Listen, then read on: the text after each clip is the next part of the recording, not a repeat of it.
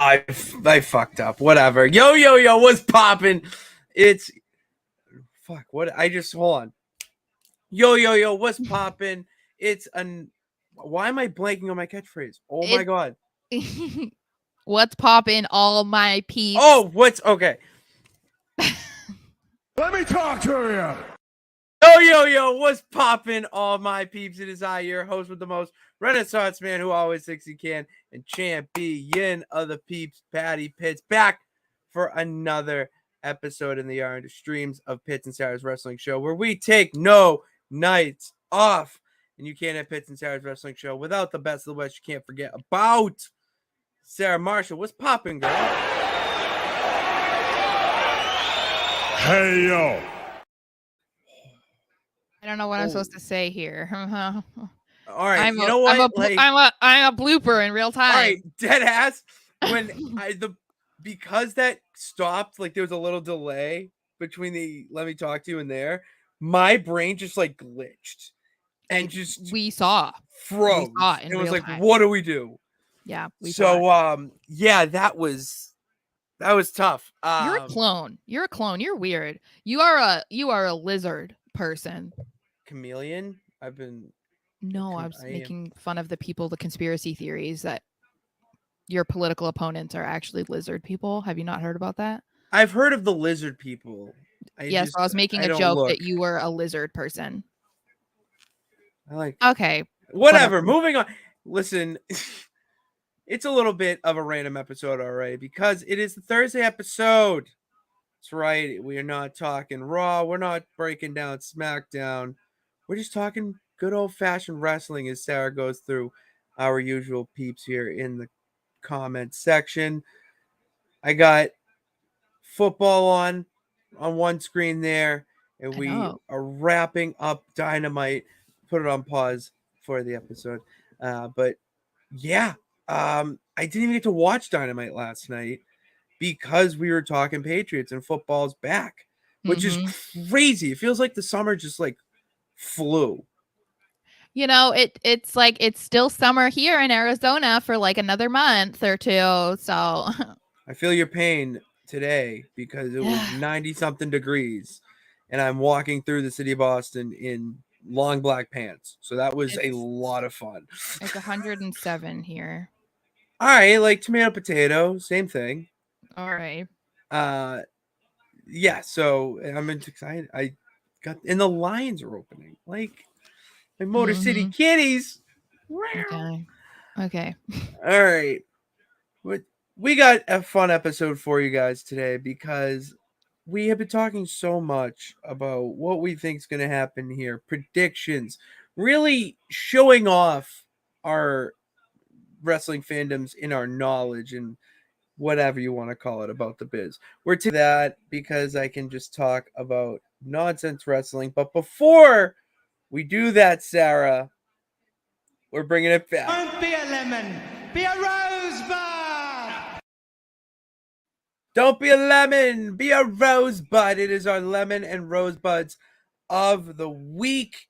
Not just SmackDown, not just WWE, but all of wrestling. It could be wrestling Twitter. It could be something, whatever. So, Sarah, I've been talking a lot, and I think I need a reset. So, you know what? Give me your rosebud of the week. I think my rosebud would be the Payback show, the Payback pay-per-view PLE. I would say, I know, but you know they're trying to get it in our brain that it's a PLE. But I would say Payback. I think when we were talking about the lead up to it, we even spoke about our excitement level and how it was quite low overall. Yeah. There were certain matches that we were definitely excited about, but I think that the show overall, I would say basically minus the US title match, was great. I was kind of confused why people had such mixed reactions about it and actually didn't think it was that good, because I was watching every second and enjoyed it. I felt like there were a lot of those 6 matches over delivered and definitely defied my expectations. So You know, there's a reason that Trish and Becky's cage match is probably going to be a match of the year. The Steel City Street fight was amazing. Yeah, that was. Shinsuke and Rollins was great too. So I think I was pleasantly surprised, and I'm happy that it was that way, because I'm glad that we're not sitting here complaining about how bad it was, you know. Yeah, I watched Payback twice because fell asleep during the first time, and I watched it back, and oh my god, like that Steel City Street fight was incredible. That spot where they come up and they're in the Penguins jerseys, Yeah. like Oh my god. that was awesome. Such a cool moment, and that really felt like the Terry Funk honorary hardcore match. Like Did you see when they play some replays of that on Raw? They literally just like black and white outed Kevin's face. Like they they didn't black and white the footage, just his face. And I was like, okay, I see what you're doing, but like, come on now. Like, it just made me laugh. I was like, oh, my jeez. network television, man. Yeah. It's something else. I mean, yeah, that was Payback was a lot. It was a really good show. My Rosebud of the week, let me go switch here to the pits is Rosebud. It's AEW. Not only has it been so good, and I could talk about MJF and Roderick Strong and Adam Cole's little love triangle, but this is going to sound really bad, okay? But bear with me.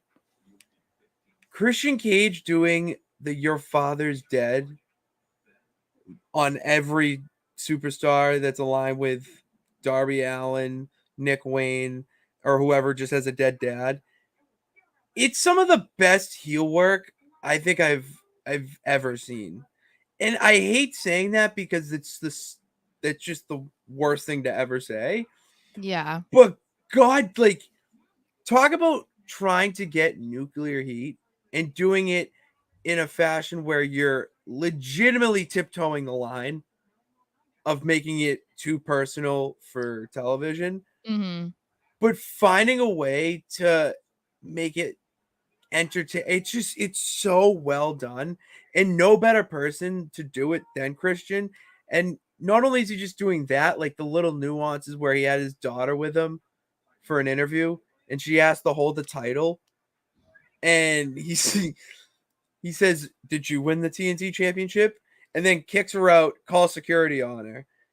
And then do you see the clip that is flying around recently on Twitter or social media? Of He what? took of Christian. Okay, so Christian, there's a video of a girl getting her picture taken with Oh him, yeah, he takes her title. and he takes her title and poses with it. Like Mm-hmm. he's rivaling Dominic Mysterio as the best heel in wrestling right now. What I think is funny too is he is the epitome of being able to have like an alter ego, because he is such a nice guy. Like so nice, like always goes above and beyond for fans and stuff like that. Mm-hmm. But he is so good at being hated and disgusting and like just doing things that make you want to boo him, you know? But like at the end of the day, he's a really nice guy. So it's kind of like what we've talked about, where sometimes people are good at doing something that isn't actually part of their personality and others aren't, you know? And I think he definitely exemplifies that, because he didn't really get that type of run in WWE, nor would he be able to go on television in WWE No. about people having dead dads. He couldn't. No, he could not.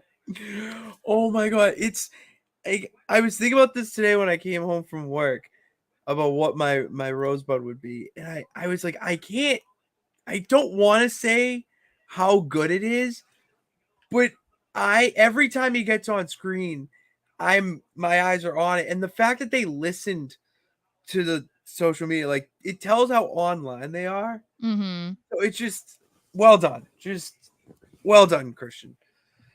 All right, what's your 11? What didn't we like this week? I would say I know that we talked about how the United States Championship hadn't been on a pay-per-view for however long. but I still wish that the Intercontinental title match was on Payback instead of on Raw. Like, as great as Raw was, and it got really great ratings and blah, blah, blah, I just wish that they had gotten more time. And I feel like it would have felt a little bit bigger had it been at Payback. I don't know. The match was great. I can't complain about that. And obviously there's some long-term storytelling that they can go with if they really want to. But yeah, the United States Championship match, I think it fell flat. It kind of fell out of it felt out of place with all the other matches. And I feel like if they had swapped that with the IC title, the entire pay-per-view would have been basically perfect almost. Like, Yeah, it would have been and perfect. Because yeah, they would have got more so, time. yeah, I mean, they would have. And not to say that 20 minutes isn't enough time, but that would have been 20 minutes of actual pay-per-view time. And on which top is of that, and probably another 10 because it's a pay-per-view. yeah, exactly. And I feel like, given the significance of the match, because it would mean, okay, Gunther is now the longest reigning champion. Mind you, he also could have done a title match on Raw. He would have against anybody who wanted to come out. Like, it didn't have to be Gable again, but like, that's how Gunther is. So they could have done that, but I think with that on the line for him to become the longest reigning champion, plus it being Gable's first potential singles championship in WWE, there was a lot there that they could have gone with on the pay-per-view. And they did a good job of it on Raw, but I just felt like it was a match that felt more important than the United States title match. Agreed. My lemon of the week, Sarah. I'm so sad about this. CM Punk was released from AEW.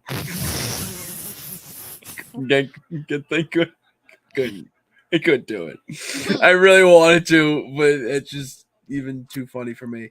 No, now I actually forgot my lemon. Oh, this is actually my lemon because this is like really pissing me off, and this is a good way to introduce it. Becky Lynch will not be at the India show because she had a little tear in her passport. Yeah, I know it's not wrestling, but it is because Becky Lynch is not going to be at the Super Show in India, and it's only because of a stupid tear. Listen, I get why we're overprotective at the airport. Totally get it. Yeah. If it's one place that you're going to do it, I'm fine with being patted down a little bit more at the airport. But a little tear in a passport of someone who's just trying to get on a plane, not trying to, buy illegal, alcohol underage or fake an identity. Like, it really pissed me off that's why she's not there. If it's an injury, it's like, whatever, she was injured and it wasn't possible, but something so minute at the end of the day for her to not be there, where you have fans who have paid money probably to see her. They're probably one of their favorites. She posted that already. Some girl wrote like an open letter to her saying how it was going to be like her first show and she was only going for Becky. I'm like, oh my gosh.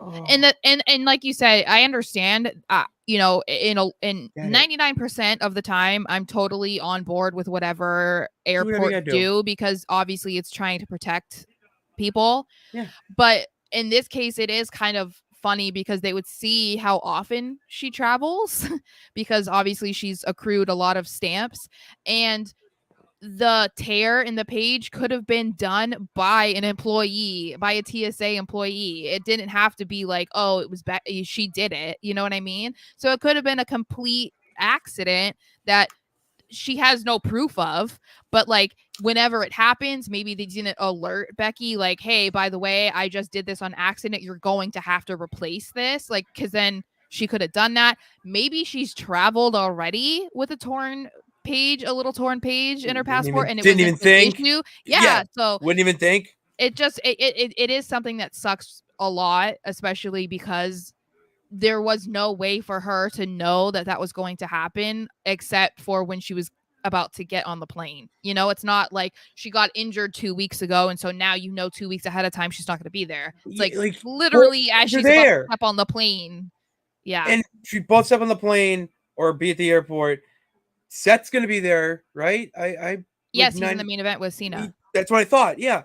So now let's take a step back and look at the human element of it. You're now leaving mother alone at the airport without her husband or wife, whatever. But then mother, because the daughter, you got to watch her. Now you got to go back and get her and all that. There's just, maybe she was there. You know, maybe they were taking the daughter. I don't know. I have no idea. Wrestlers travel with their kids in weird ways. Yeah. So maybe like that happened. She was there, and then all of a sudden, like Becky's stranded at the airport with a child, having to go home alone. Well, it's good that it happened in the U.S. because they could have true. It could have been when she got there and they were like denying her entry, which is back into the country. I mean, or in India. Oh, okay. Like she gets in India, but then they're like, no, or even to go home. Like, I guess it's the best case scenario if this was going to happen, that it happened, on her way. Yeah, Cena will be there at this Vinny Doom. Yep. Yeah, I'm trying to look at comments. Yeah, that's what I'm saying. I'm looking through all these comments here. Yeah, let's just do a little comment section. Okay. From everybody who said you said there. Oh, Kingdom of Razor with a good question. I saw this. In both of your opinions, who is the greatest high flyer? Mine is Rob Van Dam. The greatest high flyer. I would say Rey Mysterio. Yeah, I enjoyed Rob Van Dam also. Jeff Hardy. Iconic. Yeah. There's a guy right now. Well, I was gonna say like Ricochet is really great right now. I'm not saying he's not the greatest of all time, but yeah, I would say Rob Van Dam is up there. Jeff Hardy and Rey Mysterio. Those are probably. There's a guy right now, El Hijo de Vikingo. Holy shit, Sarah! You need to go watch this man. Okay. Will Ospreay is another high flyer. He's going to be one of the greatest high flyers. He shouldn't be a high flyer. He doesn't look like one, but he is. Does not look like a high flyer at all. El Hijo de Vikingo might be one of my favorite wrestlers right now because of what he does with his body inside a wrestling ring. It's absolutely insane what he can do off the top rope. The different lucha moves that he does. Like, I watched it. I forget which match it was, which singles match it was. I'm pretty sure it was Kenny Omega. Yeah, it was. We got Kenny Omega versus El Hijo de Vikingo on free television. That match was one of my favorite matches, hands down, in AEW so far. And that, like, go watch him along with Will Ospreay. Vinny Vegas. Vinny in Vegas. Your name is Vinny Vegas now. You're not too far from me because I'm in Phoenix, so that is Gable's daughter crying, modern day Miz girl. Yeah, potential. I'm glad I haven't seen really any memes of that though, because like I felt bad for her. Like it was kind of okay at first when she's like crying, but then when she's like, "Daddy," that's when I was like, okay, don't make that into a meme because she's like legitimately she's upset. Micah has 2 baby kittens and asks if you want one. If I could, I would, but we literally just found another. I haven't even told you this, Pat. Last week we had it was like a haboob, and so it was like super windy, storming, everything, right? And so my sister was out in the backyard with her husband, and they found a kitten in our shed. So we've had a kitten for the last week, a week and a half. We put up posters like saying that we found him. But he's become best friends with the other cat that we have taken off the street for the last like 5 years, and he's now become our cat. So they're like best buds now. You have a movie in your house. Like, we don't need another. We don't need another. We have 4 dogs and 4 cats now. That's a movie, Sarah. And 2 birds. This. We have 2 birds. And 2 birds? I don't remember you telling me you have birds. Yeah, we have 2 parakeets. That's a weird story too. No, listen, this is weird too. Okay. The reason why we have parakeets, we had birds like when we lived in Boston, but when we moved, we gave them to my aunt because we're not taking birds on a plane. I don't even know if you can. But anyway, so my mom and my sister are in the backyard and they're just like sitting with their feet in the pool, and a blue parakeet flies over and like lands on my mom, and we were like, what? Because Fucking parakeets are Mary not Poppins. like, they're not wild, like, why are you out? And we were like looking around for posters and stuff to be like, okay, like, is anyone missing a bird? And we never found anybody who was missing a bird. So then of course we were like, let's keep him. And so we got him a friend. And so now we have 2 parakeets. You could write. This could be a television show. Yeah. So yeah, I get would my love to brother have on another that. kitten, but I don't think we don't need one right now. Definitely. That is a don't. lot of animals. Yeah. Nathaniel Crenshaw. Hey, Sarah. Oh, fuck me then. Do you think Becky wins the NXT championship?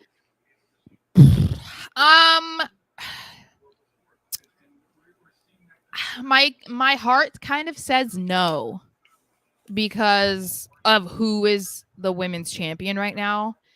I don't think it would be bad for Tiffany to lose necessarily, because I think it would be something where Becky wins it and then not long after Tiffany gets it back. But Tiffany is like she hasn't been champion for very long. And so I think if they're trying to legitimize her because she is still pretty green, I think that she should have a great match with Becky and retain it. I feel like that would kind of like legitimize her more. And Becky doesn't need the NXT Women's Champion. Like, it's championship. Like, would it be great to add to her resume? Yeah, because she didn't get the NXT Women's title before she came up to the main roster. But it's not like people ding her because she never was NXT Women's Champion. Like, she's accomplished so much more beyond that I feel like her presence down in NXT would be better utilized for her to just help Tiffany become like bigger and better and legit. Yeah, exactly. So I'm pretty sure her only title defenses have been against Taya Hale and Kiana James. mm-hmm. And I love Kiana James, don't get me wrong. Is she still going with the lawyer gimmick? Businesswoman. All right. Is she still doing that? She's doing business. All Yeah, right. she's still doing business. It's such a like, I'm trying to be a wrestler, so I need to have a gimmick. That I hate it. She kind of kills it though. It's very believable. It would work better, I think, if it was like that was like her gear. If it was kind of made to look like business suity, like I think that would make it less corny. I think than her like walking around with like a briefcase and glasses and being like, oh, and I'm just like, it's so corny. I think just because no one carries a briefcase anymore. Yeah, well, that probably is it. Unless you're Senor Money in the Bank, or Dinero en el Banco. Mm-hmm. Ospreay anyway, let's go. WWE. Yeah, he's not going to. It's never happening. He said no. He doesn't want to live in America. Do I blame him necessarily? Not 100%. So, yeah, I think if he worked for WWE, he would do like a couple shows a month and then like be like, I'm not living in America though. So, yeah, and he doesn't need to. He can get whatever he gets to have whatever schedule he wants and gets paid a shit ton of money. So, all right, so that's the comments. Now it's time for the Wheel of Favorites. Sarah and I decided this week, off the cuff, we're going to spin a wheel, and it's going to have a variety of, we'll say, categories. Are we going to be able to see the wheel? I can make that happen, yeah. I feel like that would be cooler, so then I can see it too. Yeah, I can absolutely make that happen. Window, boom. How you doing? Can you see it? Yep. All right, perfect. Okay, so that is the wheel. Yeah, that's good. Of different topics that we have. I'm going to spin it, and then we're going to give our favorites. All right, so spinning. That is such ugly colors. I didn't pick it. That's why it's ugly colors. Matches. Oh, okay. Jesus. What's this? Whoa! What is your favorite match? All right. What's some of our favorite matches? I have a couple written down. Oh, I didn't know what these were. So, I just am very um, forgetful, as we can clearly tell from this episode. I remember a few of mine. Yeah. Razor Ramon versus Shawn Michaels at WrestleMania 10 for the IC title in a ladder match. Duh. Shinsuke Nakamura versus Sami Zayn NXT Takeover. And what were my other ones? I got Mick Foley, Triple H, Royal Rumble 2000. I think I've watched that over 1,000 times. I forgot another one of mine is Triple H versus Shawn Michaels versus Chris Benoit for the World Heavyweight title at Mania 20. That's a very good one. Yeah. Off the cuff, Cena Styles at the Rumble. I remember watching that in college and everyone losing their mind. So underrated as far as Cena matches go, because Cena was doing shit you've never seen it. Like, why was he doing a Hurricane Rana? That's what I want to know. That was, I think, the only time I've ever seen him do a Hurricane Rana. But I love it because I feel like it was out of respect for AJ. You know what I mean? It was almost like, okay, if I'm going to have a match with this legend, then I want to do some crazy stuff in this match. Oh, yeah. I got Will Ospreay, Kenny Omega, Forbidden Door. That was absolutely incredible when Kenny Omega kicks out at one out of the one-winged angel. Oh my God, chills. I saw the clip of that. Oh, it was incredible. And then a recent favorite of mine, Sarah, an indie show, actually. Desmond Cole, I want to have on the show at some point, faced Too Cold Scorpio. Oh my God. What is with you in Too Cold Scorpio? I'm not kidding, Sarah. It was one of my favorite matches for the sheer fact that I had no idea when it was going to end. I was just living in the match. Like, I was just watching it, wasn't trying to predict it, nothing. It had that much of my attention. And Desmond Cole is just so over in my book that I'm ready to see him push. I would say two of my recent favorites for women's matches would be Rhea versus Charlotte at Mania and Becky versus Trish at Payback in the steel cage. Those, off the top of my head for sure. Let me see here. Should we spin? Let's spin the wheel again. Let's spin it again. All right, call for the spin because I can get lost. Spin that wheel. All right, what do we got? It lands on matches again. If it lands on matches, I have to take it out. Don't you dare. Oh, you can on the side. It looks like. Wrestling talk show. Wrestling talk show. I know one of my favorite, hands down. What? Carlitos Cabana. Oh. It was awesome. That's where we got Eminem. The debut of Eminem. They hit a snapshot. What do I don't know. Who they hit a snapshot on? If someone could tell me in the comments who they hit a snapshot on, love you forever. I don't know that I have a favorite. Oh, the cutting. Oh wait, edge. That's a good one. But what was the one with the Miz and John Morrison? Oh, I don't remember that one. Oh my God, I memorized their John Morrison's rap in their video. Whatever that one was. YouTube show, Yes, that one. I loved that one because oh my God, their beef with Evan Bourne and calling him a virgin. So funny. So funny. Me and my friend were so obsessed with that show in like 2010. Oh my God. They're like, I just want to let my fans know that I'm still a virgin. So crazy. But anyway, whatever that was called. I can't remember. Snapshot on Eddie Guerrero. Thank you, Kingdom of Reason. But yeah, so I was gonna say it looks like on the side of the wheel you can hit the X on the ones that I think you've already done. Right. But why can't I remember what that was called? Highlight reel. The dirt sheet. The dirt sheet. Yes, that was what it was called. So I loved that. The dirt sheet. Yes. Have you seen those videos? You need to see them. You need to watch. I saw a couple of them when I was watching the Evil thing on Peacock about the heels and the Miz. I'm gonna send them to you. Yeah, I'll watch them for sure.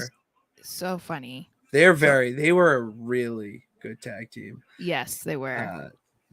Whereas there's one I had one. Carlos Cabana was the one I remember the most. It was Yeah. like I would say my version or our generation's version of the barbershop. Mm. Michaels, Yeats, Well, Marty and Jannetty through there. I think I would say the Grayson Waller effect is the one that I like the most right now. Oh, that's gonna be that'll go down as all time. It's so Yeah. good. He's so naturally funny. Like I was just watching some TikToks of this girl who has quite a large following on there, and she goes to a lot of shows, but she's a mom, and so she brings her kids, and so they were doing like one of the experiences before Raw or SmackDown or something. Maybe it was before Payback, and they got to meet Grayson Waller. Like he was one of the superstars that they got to meet, Oh, and that's so just cool. like Okay. his back and forth with them, like he's insulting the kid, like it's just so funny. He's just great. So Piper's. It was Piper's Pit, Vinny. Piper's Pit. mhm. Dirt Sheep. Ms. TV. Daniel wants to know if we like. Yeah, Well, no, he wants to. You know. yeah, I would say Miz TV is pretty good. Miz is entertaining. So, Ms. TV just the longevity of it. well, and what's crazy too is my sister and I watched The Real World. So we knew about Miz before Oh, he you went to know Mike WWE. Mizanin. Yes, and my sister had the biggest crush on him when he was on The Real World. So That's like really good money. and he was the Miz on The Real World. Did you have you seen those clips? Oh yeah, no, Yeah. he's been the Miz forever. Yeah. So that's what He- I think is like something that's crazy about it all too is that he very much did what he wanted to do. Like he got to do wrestling and he was like, "Yeah, I called myself the Miz like as a thing when I'm like pretending to be a wrestler and then he actually got to do it." Like that's crazy. That is wild. Okay, Another one here. The let's highlight reel. let's Sara go. wants spin it again. I will spin Spin it it. again. Wrestling talk show. Ba-boom, gone. Matches. Matches. Ba-boom, gone. Spin that That wheel. wheel. Big money, big money, big money. Just kidding. Tag team. Pretty Deadly. Dude, Yeah, Pretty Deadly is my favorite right now. Rock and Sock is my all-time favorite. I don't know. It's just I know it's a bedfellow, but goddamn, they were so entertaining. Right now, my favorite tag team. Judgment Day because they're tag team champions. I I would say the Hardys. The Hardys, like, yeah, like, yeah. I mean, that's the easy one. I'm trying to think of just the other Wolf tag Pack. teams. Rated RKO. Yeah, that was. I mean, was a I good hated one. them both, so no, I mean, couldn't. yeah. They were so nasty to me. I was like, ugh, ugh. They're so gross. You weren't an edgehead? Never, no. Respected him, but I was never an edgehead. No. There's a tag team right now that's in the Indies called Waves and Curls. They're electric. They're high flying. There's a high flyer, and then there's a big man. The big man it can move, like Keith Lee type athleticism, but he's just more tall than wide. Yeah. And they come out to Whitney Houston. I Want to Dance with Somebody. Oh, geez. It is absolutely electric. My buddy, the Brett, I was at a Limitless show and I went out at halftime to buy one of his shirts.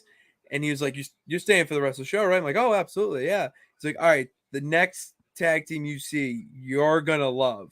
And pointed at me specifically. I'm like, why? He's like, you trust me, you're going to love them. And they came out to that. They were high flying, like nice chemistry in the ring, double teams and all that. I was like, dude, I love this team. Waves and Curls right now is one of my favorites.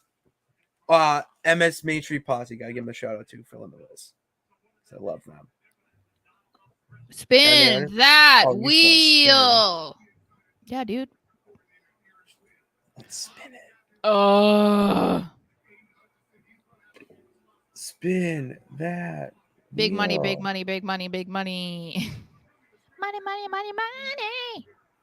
Finishers. You know what I realized from the Becky Trish match is I really like the Widow's Peak. That is a great move. Shout out Victoria. Yeah. I also realized I really liked Sister Abigail. Sister Abigail's an OG. I do like that. I loved that one. I also love when he would actually kiss them because that was like Yes, so pre-COVID. it's just funny because that's not something that you would expect to happen, but it was like, no, you have to because you're like kissing them goodnight. It's like bye-bye. What else did I like? Everyone knows mine. Canadian Destroyer, the greatest Yeah, finishing move ever. The People's Elbow. of course. I love the People's Elbow. And finding out that he only made the move to break Undertaker Mm. is it's just the cherry on top. What else did I like? Do I like? What's more devastating, the People's Elbow or the Atomic Leg Drop? I don't know. This is Stunner, see, I don't love the RKO. stunner. Oh, I have a couple written down here. Phoenix Splash. Mm, That's a okay. really good one. 619. The one Eh. winged angel. That's a sick move. Oh, Will Ospreay's is unreal. Will Ospreay's finisher is absolutely insane. When he did it to Jericho, I can't believe Jericho. Take it. Razor's Edge. Raised edge, the mandible claw.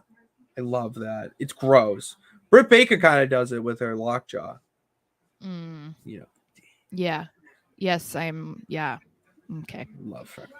Spin that wheel. He did do that, Vinny. He did do that. All right, spin the wheel.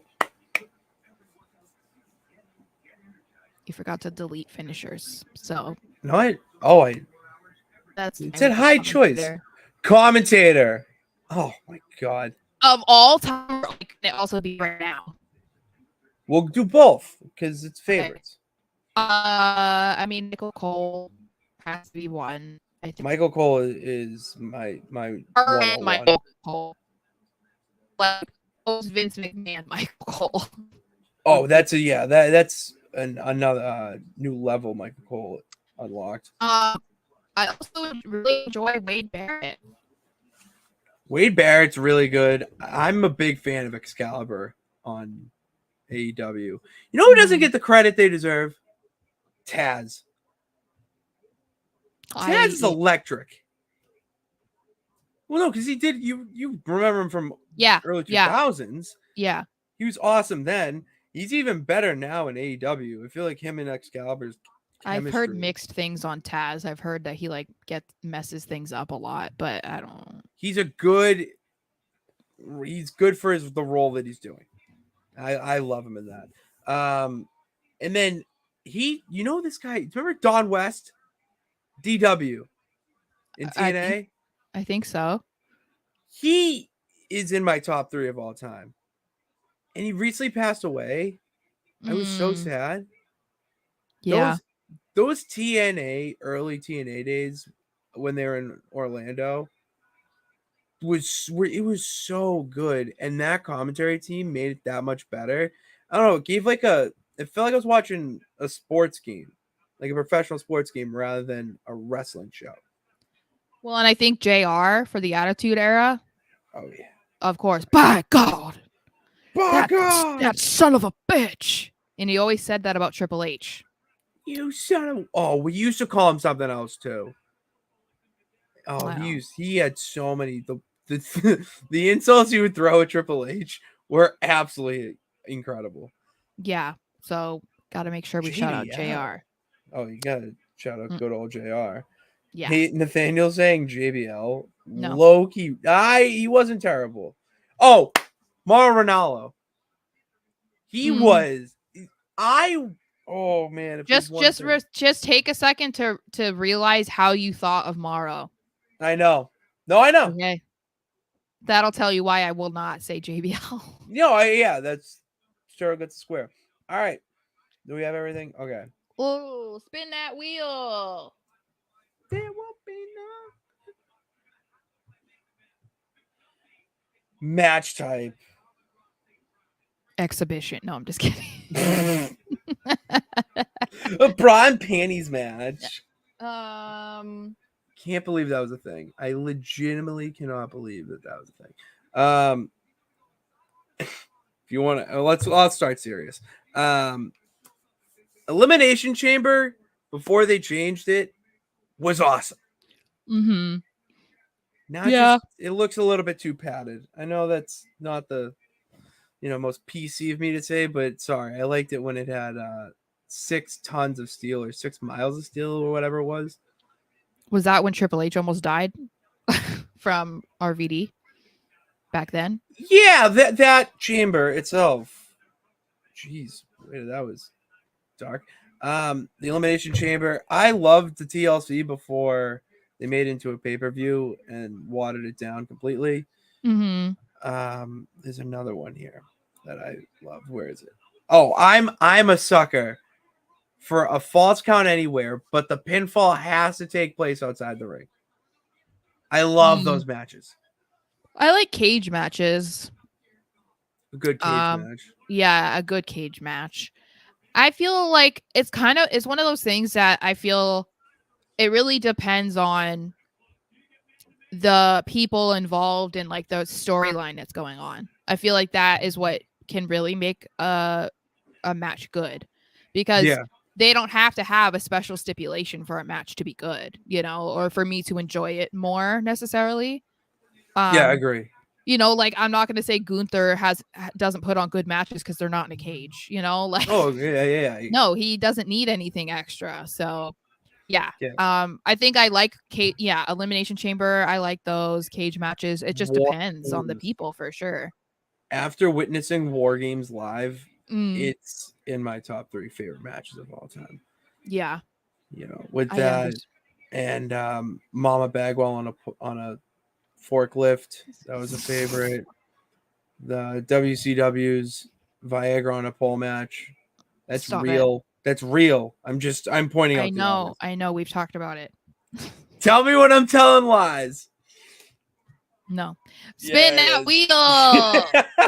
Tell me when I'm telling lies. Whoa. Wrestler. All right. Oh. We'll go 3. Favorite of all time. Favorite now, and just one that one of us may not know. Okay. Am I first? Yeah. Oh, favorite all time, John Cena. Oh, okay. Why are you making fun of me? No. What? How would I be making fun of you? You were like, okay, John. Well, yeah, Cena. I knew that. Yeah, that's yeah. It's really hard to pick just one, but yeah, John Cena. My current favorite, Finn Balor. And if I have to pick a woman too, all-time favorite woman is Trish. I'll go woman for mine. Current favorite woman, Becky Lynch. Obviously mine, People's Champ himself, The Rock, favorite all time.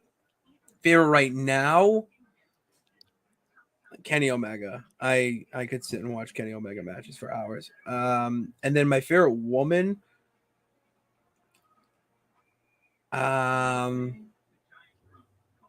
I love Liv Morgan. I love Liv Morgan. Yeah. Dakota Kai, I just haven't seen enough of her in the ring to call her one of my favorites. But Liv Morgan, You have an all-time favorite woman? China. China was fucking ahead of her time. Yeah. Oh, she was incredible. Stop it. Sidebar: do you think Rhea Ripley could ever win an intercontinental championship? Do I think she could? Yeah. Do I think they'll do it? No. Okay. Those are two completely different questions. So yes. Good response. Okay, 3 more here. Spin that wheel. Oh gosh. Entrance theme. Oh. Everyone come see the greatest show. Shut up. So I would say Triple H. Yes. Randy Orton, Yes. Which one? voices. Ooh. Triple H, both. Both. Yeah. Yeah. Both. Yeah, not his current one. You know, the one where he's like, I'm the business Triple H. I don't care for that You one. don't like the King of Kings? No. Oh, okay. Interesting. Cody. Yeah. Yeah. Let me just. That's on mine, obviously. Um. I got a couple. I'll run down Okay. a few. We got the Brood. Oh, also the NWO. I love the NWO. NWO. Classic. Cody Rhodes on there. Oddities. That's what I was for all the peeps who don't know the oddities. Go look up that theme song. You'll want to dance. No. Roman Reigns Bloodline. I put that on and I'll run through a brick wall. LA Knight, I've been binging. I have been binging his theme every day. It puts me in a I own the world type of mood. Stone Cold, Battle Cry Kenny Omega. Fun fact, Orange Cassidy, it's one of my favorites. His theme song. It's Jane by Jefferson Starship. I put it on my summer playlist because it's actually a very good song. And then Julia Hart, The House Always Wins. That one's I don't know what it is. I love it. Judas, big fan of Judas. Goldberg. I love Goldberg's. You can look up Jefferson Starship and you can find a song called Sara also. I will. Okay, I'll listen to that. My mom used that in my first birthday baby video. Okay. So, yeah. That's adorable. I know. Who else do I like? I think those are like my main favorites, I would say. Probably. Yeah. Because I mean, yeah. Oh, Batista. Duh. I love Batista's one before I Walk Alone. No. Like dinner. I like it wasn't his best one, but I did love that one. I also really liked Rob Van Dam, One of a Kind. When I see when I look in your eyes. Yeah, so those I would say. Gotta give a shout out to this one. Our boy, the Victorious One, BRG. He obviously Victorious One. He comes out to Sweet Victory, the song from SpongeBob, which I throw up my V's when I hear that. And then we have two more.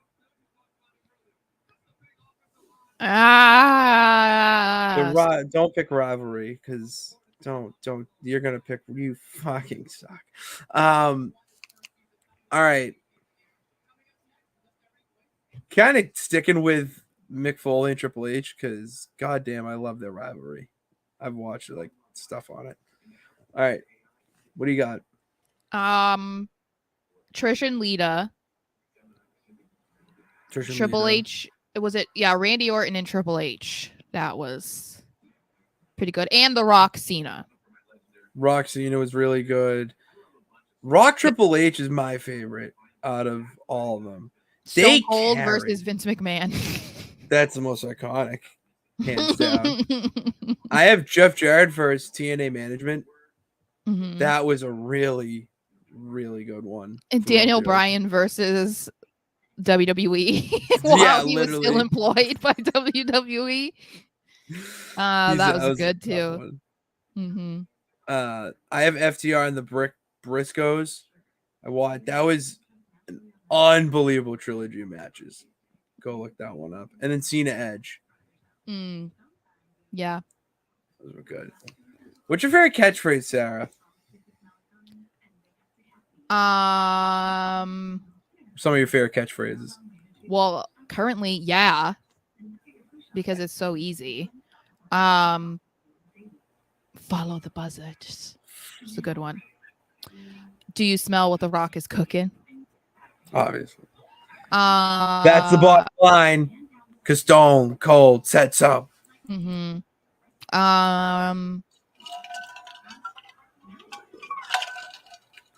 Yeah, I think that's like get the tables.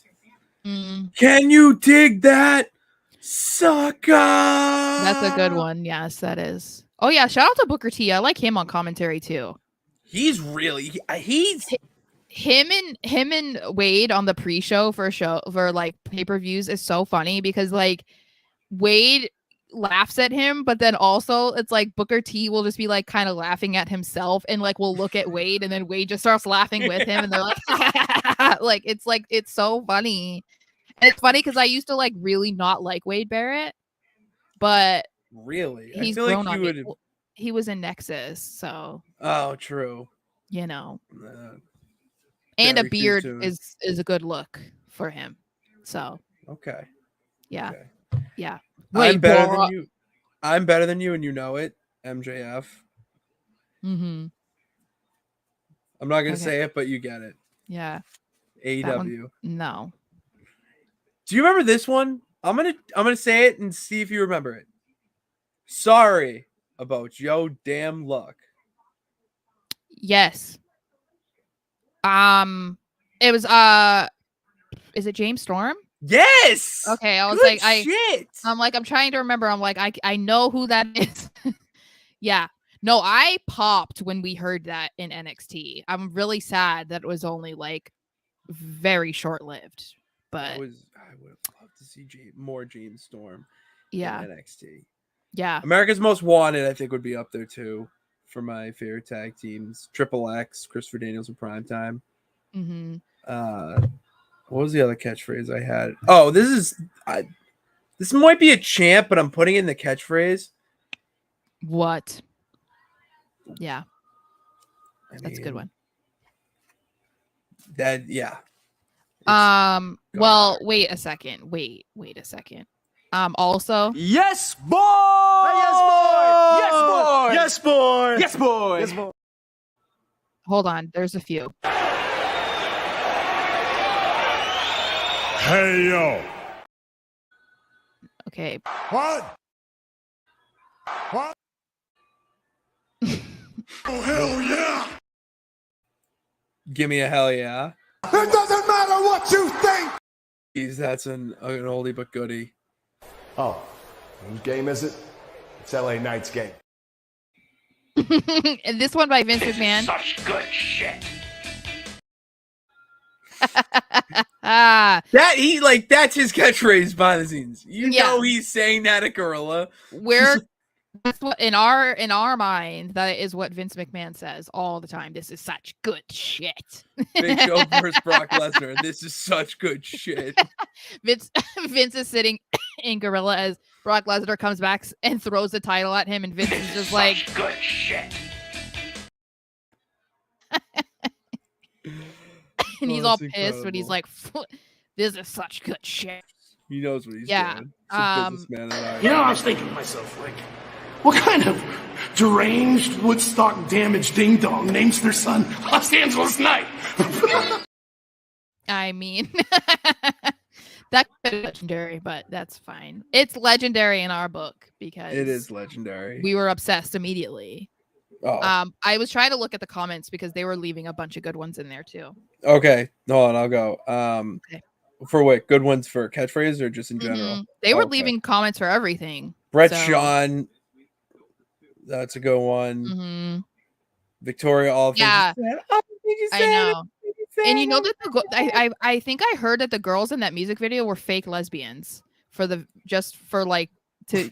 make them different and like make them pop off. I'm like, that's such like early 2000s. Such good shit. So like we're going to be lesbians and like kind of try to kiss, but like not really. And like we're gonna pop off because people are gonna think we're so hot. Yeah. So I like, just make myself laugh sometimes, man. I'm yeah. sorry. Taker. Which Taker's entrance is the best though?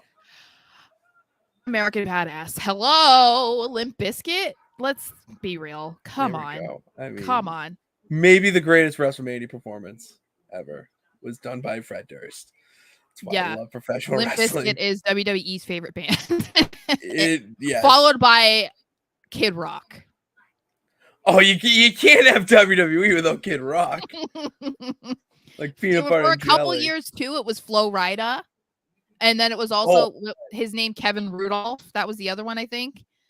There was a couple years where they were like alternating Flo Rida and like. No, who was it? Kid Ink. Kid Ink was at WrestleMania too. He did that. Yeah, one. it was just a lot. Yeah. Flair. Woo. Yeah, that one's still legendary. It's Shucky. Shucky ducky quack quack. Shucky ducky quack We need quack. that clip. We How do we need not that have one. Shucky? I need to use that anytime we're talking about like Finn Balor. Yeah, you can I get need to on get that then. Well, because I'm working on Yowie Wowie also. Yowie Wowie, that was a Yeah. Yowie Wowie. David This is when I remember that we don't have some good ones. Beat Me If You Can, Let's Survive If I Let You. I remember that kind of. I wasn't really around for Holler Chaz. if you hear me. Holler if you hear me. Oh wait. If I could be serious for a moment. I could be serious. I need to get that too, don't I? Yeah. Yes, because I'm gonna use the shit out of that then. Feed me. I bought a Ryback shirt. Mm. And yeah, I'm not gonna lie, I kind of regret it. I told you I was at a Vegas show and he's from Vegas, or at least he's built from Vegas, and we were cheering for him and he looked at us and told us to shut the fuck up. And we were like,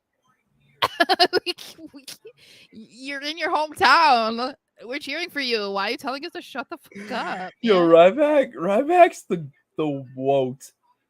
Oh my god. All right, let's wrap the show up with a nice little 1, 2, 3 count. All right, yay. All right, so Sarah, I have been thinking about this in my drives through the city. Mm-hmm. Because in sports, you see teams wear their throwback uniforms, or they bring back a throwback logo for a season or whatever. You could kind of do a little bit of the same with wrestlers. I know there's like gimmick stuff and whatnot, but what about theme songs? Like, what if they came out like we've seen? I know it's a bad example with CM Punk, but he did it when he faced MJF with Misery Quintana, and bring his ROH theme. We've seen Brian Danielson come out to Final Countdown. Like, it's just, I don't know. I maybe it's a copyright thing that gets in the way, but I don't know why wrestlers don't do it a little bit more often. Well, yeah, and I think it would be cool. I think it depends on who it is, because I liked it when Seth, I think was it when he was against Roman and he came out in the Shield gear? Oh my god, first of all, I was like, oh, because I was like, I loved the Shield, yeah. But yeah, I think it just depends on the person for sure. Because like I would love for it to be Cody, but Cody can't now. Like, his music is too legendary. No, you can't, or Edge did it when he came out with like, To the Brood music, but like it would have been cool to have him come out to even some of his older stuff. Yeah. Yeah, I think it would be cool. I just don't, like you said, I think it's in a lot of ways though, there's not a lot of people around right now that could use old music because they've either not been around long enough or they're not really like cared about enough to use old songs. You know what I mean? That's true. That's true. Yeah. 2. I'm big sports connecting world tonight, especially with the NFL starting in about 20 minutes.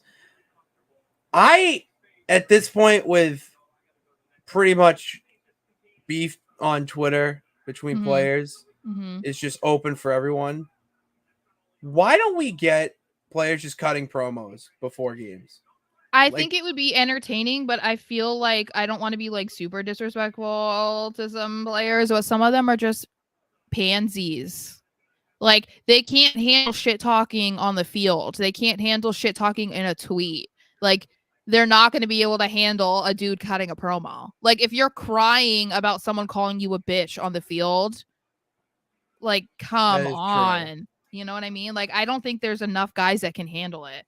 Their egos are so fragile. Like, it's just not that serious, They do have fragile egos. I just think it'd be electric content. Yeah, I think some people have obviously like crossed a line with some of the things that they've said on Twitter, and who knows what they've said on the field, obviously. But I think, yeah, if you put more of a fun twist to it, then I feel like it could be okay. It's just that there's some people who can't handle jokes or any like little bit of criticism. And obviously when you're in a professional sport or you're an actor, a lot of the time they have fragile egos. Yeah, they Like, can't handle it. They can't. yeah.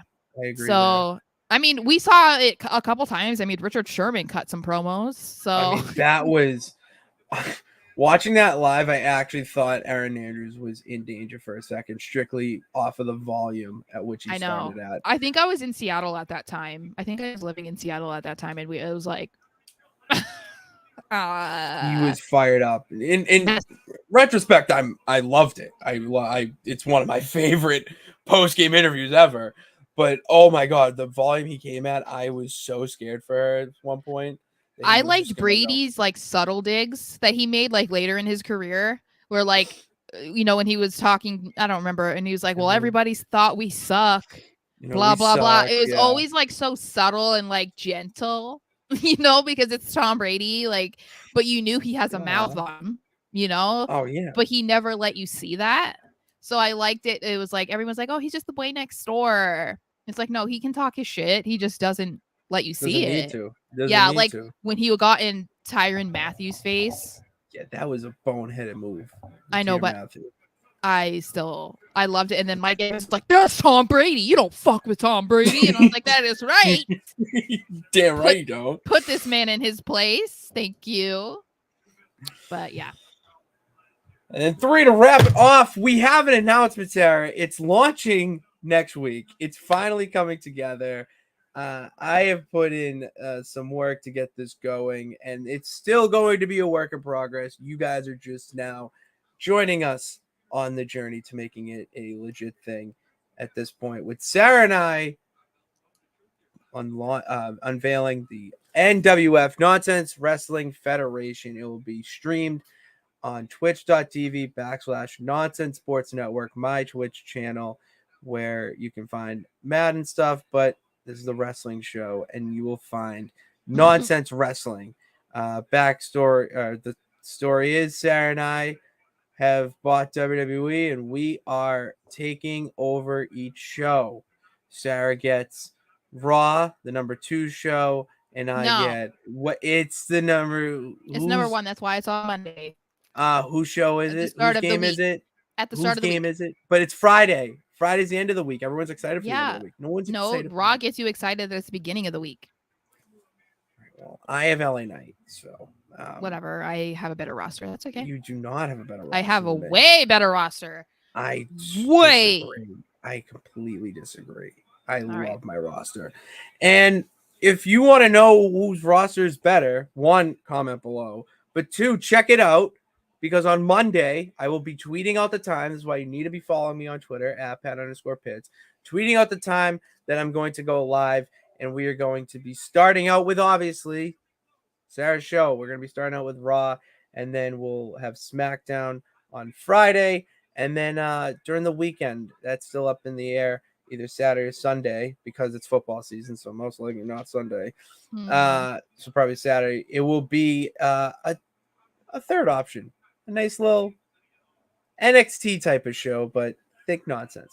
So be on the lookout for that. Subscribe to that Twitch channel, and I'm excited for it. I mean, the fact that I'm just going to be commentating wrestling that I created is going to be awesome. But we got to get you commentating too. We'll find a way to incorporate it here because that's what the Thursday show is. I mean, it's been a bunch of nonsense.